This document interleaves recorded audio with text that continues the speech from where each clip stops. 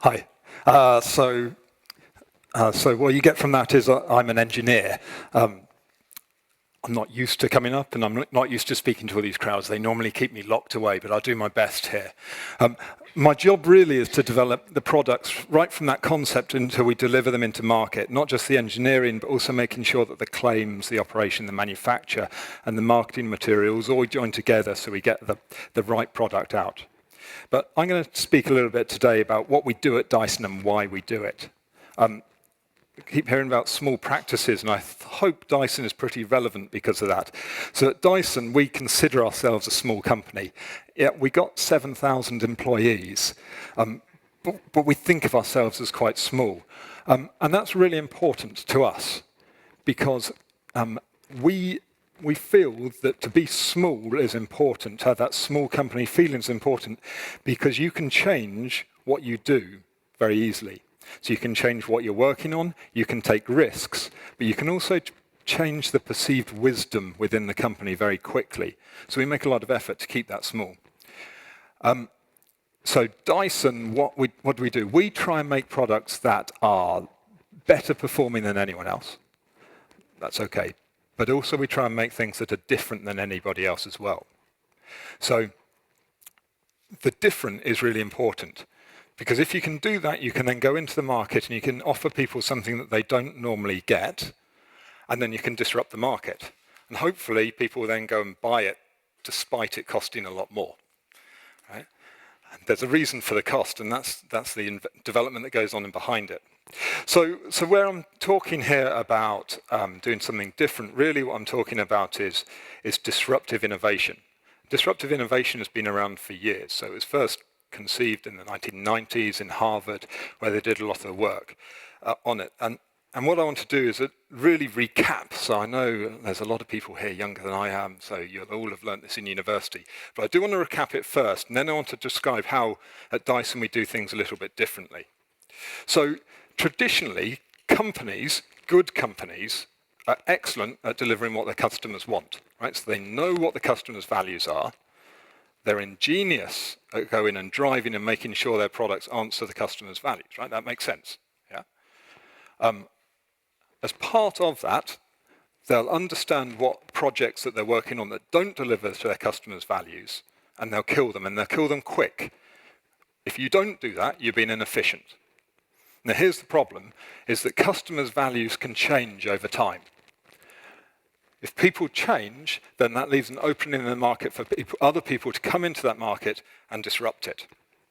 So let's bring us together with an example. So think back in the 1980s. Right, there's those of you, some remember that. The US automotive market was all about the power of the car. This is going to have to come back in a second. There we go, right. All about the power of the car. This was driven in the US by General Motors. Right? And people would buy the cars based on that, especially those with money, and they're the important ones, right? Now, at the same time, some Japanese companies, in particular Toyota, came up with a design and manufacturing process that delivered cheaper cars, but they weren't so powerful. And therefore, the big companies ignored it because they weren't delivering to the customer's basic values. So the problem with this is that if you have a product and you're working on it, then it will develop over time. Right, so I have one graph, and I'm going to show this to you now. I'll do this. Here we go. So one graph, right? And this is how people's expectations change over time. So the grey block is the market expectation, right? And over time, it slowly improves, and you expect products to get better over time. As you're developing your products, then what will happen is those products will also improve. So the blue line here is your original product, right? So this is, in our example, General Motors. They start off and they're delivering to the customer's expectations. Then as they progress, they slowly get better and better until they actually exceed the customer's expectations. That's not a bad thing, but it's not an advantage.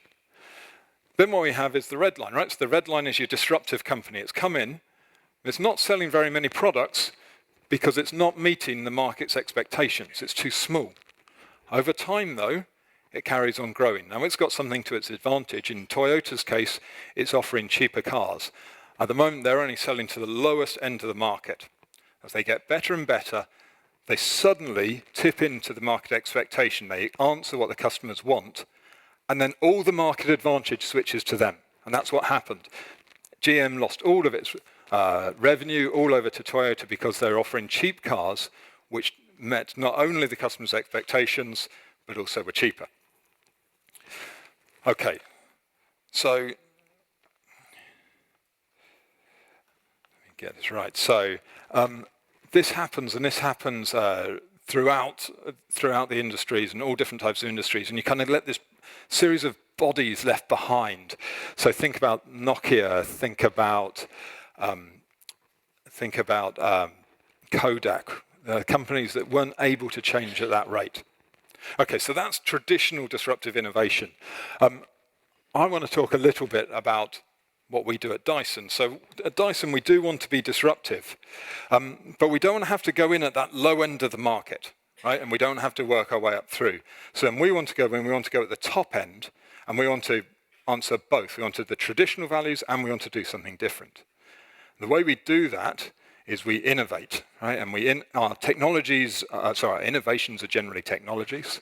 And to start off with, let's talk about the hairdryer. So yes, it will dry your hair and it will style your hair, maybe not mine, but it will dry your hair better than any other product, or at least as well as any other product.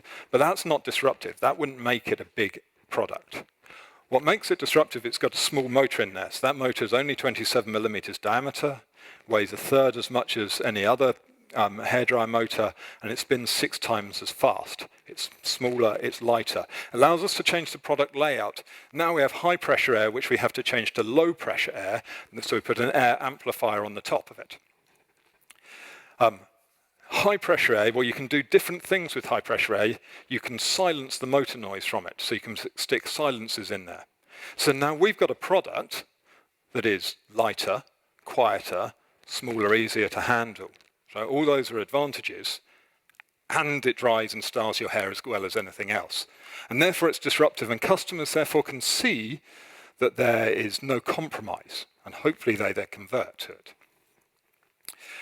So to do this, we're aware that our important part of this is the technology. And we invest really heavily in Dyson in the technology, hence the price, right? Because us engineers are expensive.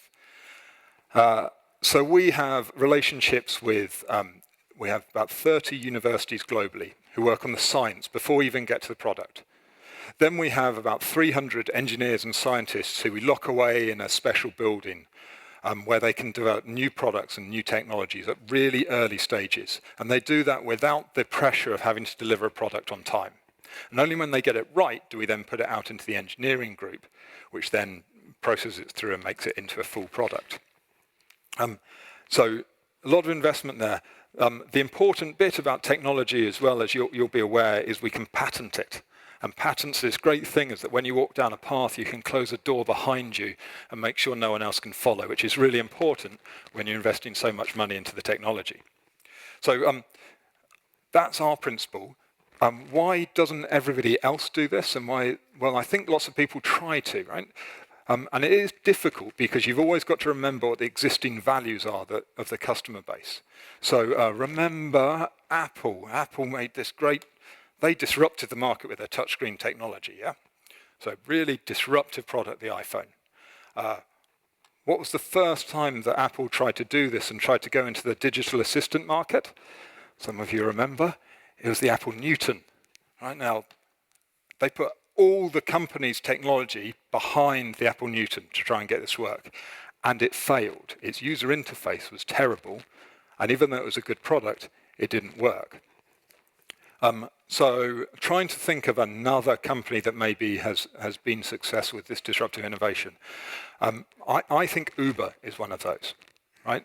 So back in 2009, lots of companies, minicab companies, were innovating, and what they were trying to do was they were trying to give you cheaper rides, right? And it was all the innovation was on cost. Uber rocks up, and they make it really easy to order a taxi from your mobile phone. Yeah? So it's a new value, it makes it easy to order it. And last year, their revenue was, earlier this year, first half, their revenue was £2.5 billion. So they're doing something right. Okay, so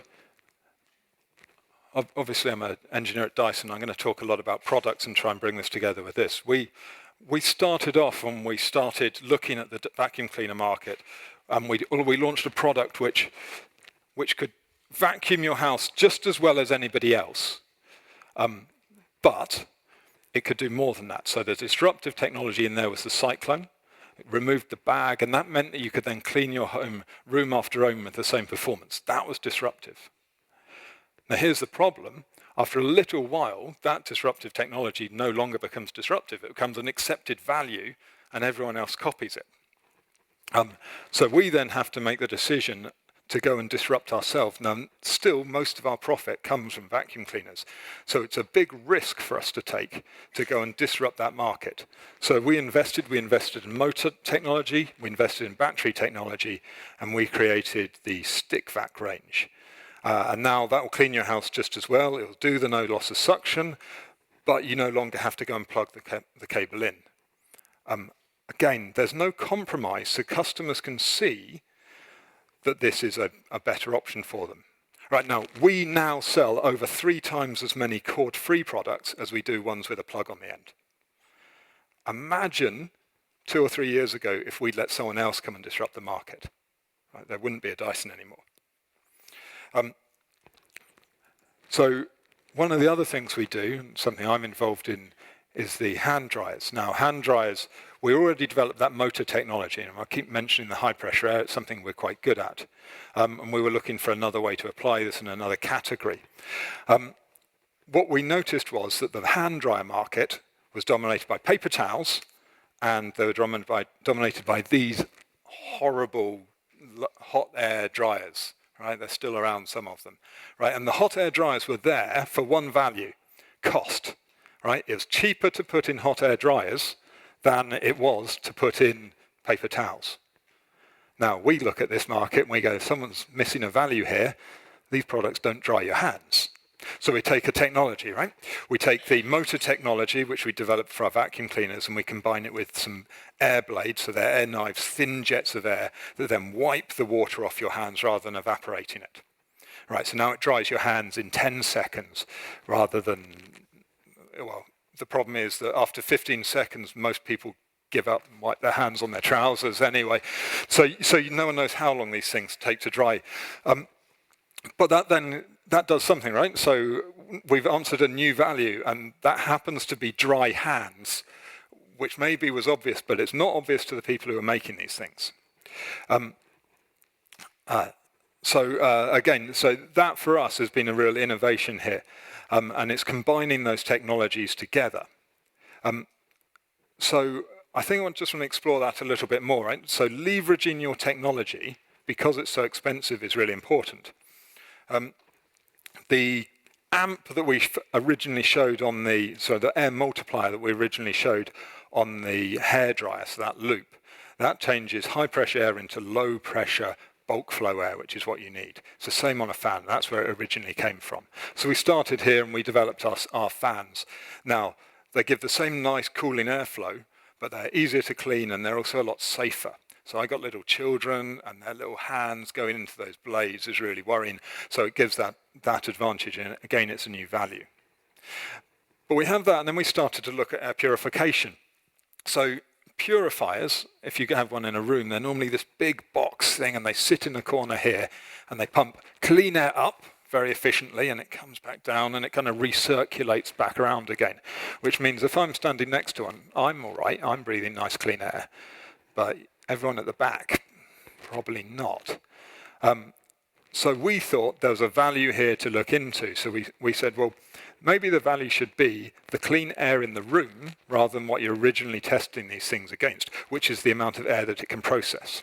So we combine our HEPA filtration from our vacuum cleaners, we combine the air mixing from our purifiers, and then we add in a suite of sensor technology so that we mix the air in the room, and then we can guarantee that the whole room will be clean.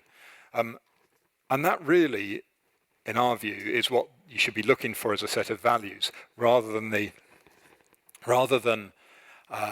just the amount of air that's been processed. This product also has an app, right? and it's worth pointing out, I'm not going to talk about the app because I don't think that makes it stand apart, right? So it's certainly not disruptive. I've not seen a good domestic electronic product that relies on its app to make a difference. It's a difference if it's a digital thing, like your Amazon Alexa or something like that. But for the products, that now just makes it a good product. It doesn't make it disruptive. I've got one more Dyson example, just because this is really close to my heart. At the moment, I'm working with Jake Dyson, so James's son. We just brought him into the business, and we're looking at lighting. As architects, I think I want to make this point. Lighting technology has come on loads in the last few years, right? So the value has changed, and now it's all about efficiency and light output from an LED. But the problem is, it kind of misses, in a lot of cases, the real value that the user wants. If I think about lighting, I want a kind of lighting scene, maybe like a Mediterranean afternoon on the beach, lots of lights, sun dappled through the trees, maybe. What do I get when I go into most offices? I get strip lights, right? I get blanketed white light coming out at me. So we're starting to look at this within Dyson. I think this will be one of our next areas we're going to go into. So we have suspended lights, which will put light down exactly where you want it onto the table, but then they can also bring it up as an uplight and give you diffused light. We worry about the color, because if you heat an LED too much, just so it's normal use, then it will change color, and you'll get different colors through your lighting scheme. So we have lots of heat pipes here to take that energy away and keep it constant. We also, in our suspended lights, use a very big optic, so we get a single shadow, rather than having lots of LEDs producing multiple shadows, or having to then use a large diffuser to get rid of that, which is energy inefficient. And then finally, we have a suspended, we have a task light which sits on your table, and that's got a counterweight on it, because every time we use one of these things, we found the springs slowly relaxed and it drooped down on our table. So again, what we're looking at Dyson is, again, taking this new industry to us and seeing if we can make a difference to its values. Okay, so thinking about all that lot, what do I think about disruptive innovation? Well, actually, that traditional method of disruptive innovation, how it can change over time, I think is absolutely true. That is the majority of disruptive innovation, how it works. You need to be aware of that, because if you're not disrupting, you might get disrupted yourself. But that's not for us. That's not the way that we really work at Dyson. So I guess, how do we manage to do that? And this comes back to my point at the start, right? We're a small company. We believe we're a small company, right? The way we make decision comes back to one person. We only have one shareholder still. And he is willing to take those calculated risks. He wants to change the world, and he knows if you want to do something different tomorrow, you can't do the same today as you did yesterday. So he's willing to take those risks, and he's willing to pay to take those risks as well. So thinking about that, right? Kodak, one of the examples I mentioned earlier on, Kodak knew that the digital camera revolution was coming. Right? It knew it was going to change, but it was unable to make those changes because its shareholders had paid for a chemical company, and they didn't want to make that change. And it's really important how your decisions are made within the company. Right, I have my 3 takeaways, which I've been instructed, hopefully, right? So my 3 takeaways to note down, right, is to understand what the customer needs are now and what they'll be in the future. But you probably can't ask what they're going to be in the future. So you have to do, that's where the real innovation and thought comes into. And then the next one is about investment, right? So you have to invest in your product so it delivers to these changing consumer needs. Right? For Dyson, that's through technology, but it doesn't have to be, right? So these innovations, they could be technology, they could be processes, they could be a new format. And then the final one's really just a warning, because if you don't do this, someone else will. That's me. Thank you very much.